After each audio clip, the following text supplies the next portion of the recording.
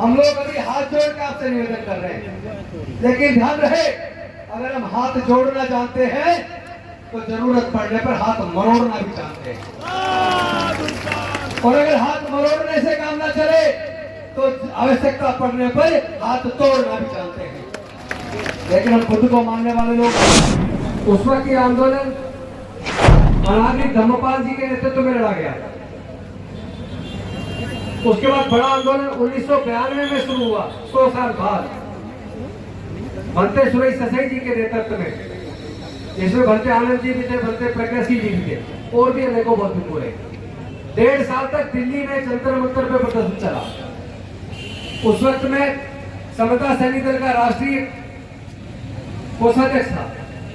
लगातार उस आंदोलन को हमने लड़ा, लेकिन अंततः सत्ता ने हमारे आंदोलनकारियों के साथ छल किया, और इस बार पुणे 2 साल से आंदोलन चल रहा है। अल्पसंख्यक आयोग के मेंबर से हम कई बार मिले। उसके बाद सितंबर के महीने में आजाद मैदान में, गांधी मैदान में, यहाँ भी बड़ी सभा हुई, रैली भी की। सेक्रेटरी बिहार सरकार से भी मिले, लेकिन कोई रिजल्ट नहीं आया। 12 फरवरी से महाबोधि महाविहार में आंदोलन शुरू हुआ।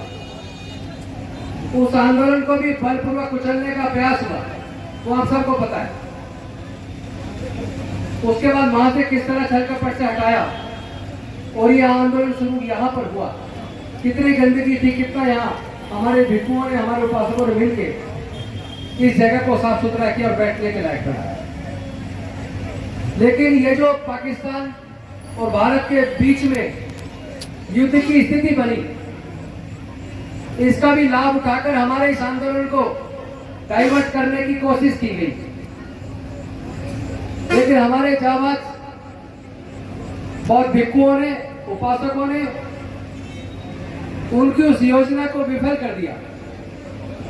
लेकिन एक चीज में वो कुछ हद तक कामयाब हुए कि पूरे देश में ये मैसेज चला गया कि महाबोधि महाविहार की मुक्ति का आंदोलन स्थगित हो गया। उसका परिणाम यह हुआ, कई जगह से लोगों ने ट्रेन बुक की हुई थी, पूरी की पूरी ट्रेन आनी थी, क्योंकि यहाँ लाखों लोगों को आने का आह्वान किया था। लोगों ने ट्रेन रद्द कराई, अपनी टिकटें कैंसिल कराई। जो लाखों लोग आने थे, लेकिन वो जो मैसेज गया, कुछ समय के लिए, थोड़े समय के लिए एक नकारात्मक मैसेज जरूर गया। लेकिन अच्छी बात यह रही कि हमारे साथियों ने सूझबूझ का परिचय दिया, और आज आंदोलन पूरी ताकतवर तरीके से चलता दिख रहा है। इसके लिए मैं सबको साधुवाद देता हूं। लेकिन साथ ही साथ एक बात और कहना चाहता हूं, यह आंदोलन हमारी विरासत को बचाने का है। पूरी दुनिया जानती है, सम्राट अशोक के शासन काल में म्यांमार से लेकर ईरान तक पूरा भारत बौद्ध में था। जहां भी खुदाई होती है, केवल बुद्ध की प्रतिमाएं निकलती है, शिलालेख निकलते हैं। आज भारत में कम से कम 25 करोड़ लोग तथागत बुद्ध के धम्म में आस्था रखते हैं, और वो ये जान चुके हैं कि भारत बौद्ध में था। तो डॉक्टर बाबा साहेब अम्बेडकर जी ने भी कहा था, मैं भारत बौद्ध में करी, मैं भारत को बौद्ध में करूंगा। उसी संकल्प को पूरे देश के अम्बेडकरवादियों ने स्वीकार किया, और पिछले लगभग 5 सालों में अगर भारत में केवल 1.5 करोड़ बौद्ध थे, आज जाति की जनगणना होने वाली है। जब ये जाति की गणना होगी तो धर्म की भी गणना होगी।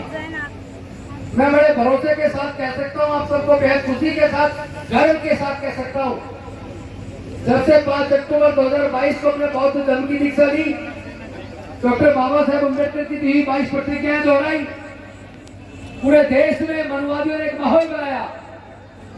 और दिल्ली के मुख्यमंत्री ने कहा कि अगर तुम्हें ये बुद्धिस्ट मिशन पे काम करना, अम्बेडकरवाद को के ऊपर काम करना है, तो फिर आप मेरी कैबिनेट से रिजाइन कर दो, और अगर मेरी कैबिनेट में रहना है तो उस मिशन को छोड़ दो। मैंने कहा कि ये कुर्सियां तो बार बार आएंगी, लेकिन डॉक्टर बाबा साहेब अम्बेडकर के सपने को साकार करने का मौका बार बार आने वाला नहीं है। और हमने भारत को बौद्ध में करने के बाबा साहब के संकल्प को पूरा करने का संकल्प लिया। और मैं बड़े भरोसे और विश्वास के साथ कह रहा हूं, अब जो 2025 में जाति की गणना होगी और उसमें धर्म की भी गणना होगी, तो भारत में 20 से 25 करोड़ लोग बौद्ध धर्म को मानने वाले मिलेंगे। क्योंकि जितने भारत में अम्बेडकरवादी है, केवल वही नहीं, पहले अम्बेडकरवादी केवल दलित समाज में होते थे, लेकिन जैसे जैसे डॉक्टर बाबा साहब अम्बेडकर के बारे में लोगों ने पढ़ना शुरू किया, अनुसूचित जाति के साथ साथ जनजाति के लोगों ने पढ़ना शुरू किया, पिछड़े वर्ग के लोगों ने पढ़ना शुरू किया, देश की आधी आबादी महिलाओं ने पढ़ना शुरू किया। हिंदू कोड बिल बाबा साहब क्यों लाए? हिंदू महासभा ने कृपात्री महाराज को आगे करके हिंदू कोड बिल का विरोध क्यों किया? डॉक्टर बाबा साहब अम्बेडकर जी को महिलाओं के अधिकार के लिए, पिछड़े वर्ग के रिजर्वेशन के लिए कानून मंत्री के पद से त्याग पत्र क्यों देना पड़ा? क्यों उन्होंने त्याग पत्र स्वीकार किया, लेकिन अपने मुद्दों से पीछे हटना स्वीकार नहीं किया। जैसे जैसे देश में देश की महिलाओं को ये पता लगा, पिछड़े वर्ग के लोगों को पता चला, जैसे जैसे लोगों ने बाबा साहेब के पूरे संदेश को, स्पीच इन राइटिंग्स को पढ़ा, तो सबको समझ आ गया कि डॉक्टर बाबा साहब अम्बेडकर वो विश्वविभूति है जिसने केवल दलितों के लिए नहीं, केवल पिछड़ों के लिए नहीं, केवल आदिवासियों के लिए नहीं, केवल मजदूरों के लिए नहीं, केवल किसानों के लिए नहीं, केवल महिलाओं के लिए नहीं, संपूर्ण मानव जाति का कल्याण का मार्ग उन्होंने बाबा ने संविधान से, भारत के संविधान से लिख दिया। तो वो लोग अब समझ गए कि रिजर्वेशन की वजह से डर था, जाति का कॉलम लिख देंगे, धर्म का अगर लिख दिया तो कहीं रिजर्वेशन खत्म ना हो जाए। अब तो नौकरियां बची नहीं है, शिक्षा में आगे करके शिक्षा छीन ली, षड्यंत्र करके देश के सारे सार्वजनिक उपक्रम बेचकर हमारे नौकरी के रास्ते बंद कर दिए। लेकिन हमने पूरे देश के लोगों को गवर्नमेंट ऑफ इंडिया का ऑर्डर भेज दिया है कि अगर आप बौद्ध बन गए हैं, अपना बौद्ध लिखवाते हैं, तो भी आप पर रिजर्वेशन पे कोई आंच आने वाली नहीं है।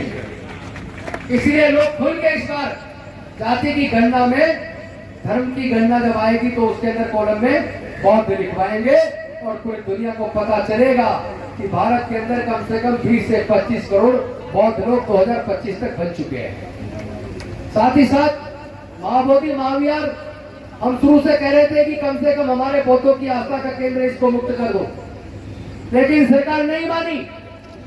आखिरी मौका दे रहे हैं, या तो महाबोधि महाविहार को आप आने वाले 2 महीने के अंदर मुक्त करके बौद्धों को सौंप दो, बीटी एक्ट 1949 एक्ट को रिपील कर दो, अन्यथा पूरे भारत को बौद्ध में बनाने के लिए पूरे देश में हम लोग रात दिन एक कर देंगे, आपको अल्पमत में ला देंगे, आपको अल्पमत में ला देंगे हम। मानव कांसीराम साहब ने कहा था, जिसकी जितनी संख्या भारी उसकी उतनी हिस्सेदारी। आप लोग स्वामी विवेकानंद को मानते हैं, आरएसएस एबीवीपी के लोग, भारतीय जनता पार्टी के लोग, लेकिन स्वामी विवेकानंद ने कहा है, अपने वॉल्यूम 7 के अंदर लिखा है कि भारत में जितने पुराने हिंदू मंदिर हैं वो सारे बौद्ध मंदिरों को कब्जा करके बनाए गए। जगन्नाथपुरी का मंदिर वो भी बौद्ध मंदिर है, बद्रीनाथ का मंदिर वो भी बौद्ध मंदिर है, तिरुपति बालाजी का मंदिर वो भी बौद्ध मंदिर है। तो अभी तो निवेदन कर रहे हैं, महाबोधि महाविहार को मुक्त करके इस मुद्दे को यही खत्म कर दो। सब जानते हैं बाबरी मस्जिद वाले केस में सुप्रीम कोर्ट में क्या हुआ। खुदाई में तो केवल बुद्ध के अवशेष निकले थे, वो अयोध्या नहीं बल्कि साकेत नगरी थी, लेकिन आपने कानून को ताक पे रखकर, साक्ष्यों को ताक पर रखकर सर्वोच्च न्यायालय ने आस्था के आधार पर जजमेंट दे दिया और पूरे देश के लोगों ने ये समझ के मान लिया, चलो देश में शांति स्थापित हो जाए। इसी शांति के लिए बौद्धों ने भी मान लिया। वैसे तो ये बौद्ध साकेत नगरी थी, लेकिन अगर देश में शांति आती है तो हम इस बात को यही खत्म कर देते हैं। लेकिन सरकार हमारे साथ छल कर रही है, महाबोधि महाविहार को मुक्त नहीं कर रही है। तो ध्यान रहे, अगर 2 महीने के अंदर सरकार ने महाबोधि महाविहार को मुक्त नहीं किया, मैं आपके बीच खुलेआम कह रहा हूं, सरकार भी देख रही है, पूरे देश का आंदोलन बनाकर जिन जिन बौद्ध मंदिरों पे कब्जा किया था, फिर हम उन सबको मुक्त कराने का आंदोलन करेंगे। अभी केवल महाबोधि महाविहार की बात है, अगर आप मुक्त नहीं करते तो पूरे देश में जितने भी पुराने बौद्ध मंदिर हैं, जिनको आपने हिंदू मंदिरों में तब्दील किया है, ब्राह्मण मंदिरों में तब्दील किया है, हम उन सबको मुक्त कराने का आंदोलन चलाएंगे। हम हिम्मत हारने वाले लोग नहीं है। हम अपने हक अधिकार के लिए लड़ना जानते हैं। हम लोग अभी हाथ जोड़ के आपसे निवेदन कर रहे हैं, लेकिन ध्यान रहे, अगर हम हाथ जोड़ना जानते हैं तो जरूरत पड़ने पर हाथ मरोड़ना भी जानते हैं। और अगर हाथ मरोड़ने से काम ना चले तो आवश्यकता पड़ने पर हाथ तोड़ना भी जानते हैं। लेकिन हम खुद को मानने वाले लोग हैं। हमें पता है राग, द्वेष, लोभ, मोह, अहंकार, गुस्सा और नफरत ये दुख के कारण हैं। तो अपने अंदर के राग, द्वेष, लोभ, मोह, अहंकार और गुस्से और नफरत को जीत लो। ये सरकार तो हमारे कदमों में आ जाएगी, लेकिन एक संदेश आप सबको देना चाहता हूं। क्या ये आंदोलन पूरे देश के बौद्धों का नहीं है? किसी एक व्यक्ति का नहीं है। एक व्यक्ति चलाएगा। अगर राजेंद्र गौतम सोचे मैं अपने दम पे चला लूंगा तो मैं फेल हो जाऊंगा। आंदोलन ये पूरे भारत के बौद्धों का है, पूरे भारत के अम्बेडकरवादियों का है, पूरे भारत के बहुजन समाज का है। लेकिन मेरे पास कई महिलाओं का कल से फोन आया। वो रो रो के यहाँ के जो भी पीछे घटनाक्रम हो उससे बड़ी दुखी थी। वो दान भी दे रही है, बड़े अच्छे भाव में दे रही है, लेकिन जो घटनाक्रम देखा उससे उनका मन दुखी है। जो पीछे हो चुका। मेरा क्लियर संदेश आप लोगों से, तथागत बुद्ध ने संघ बनाया, आप लोग संघ बनाइए।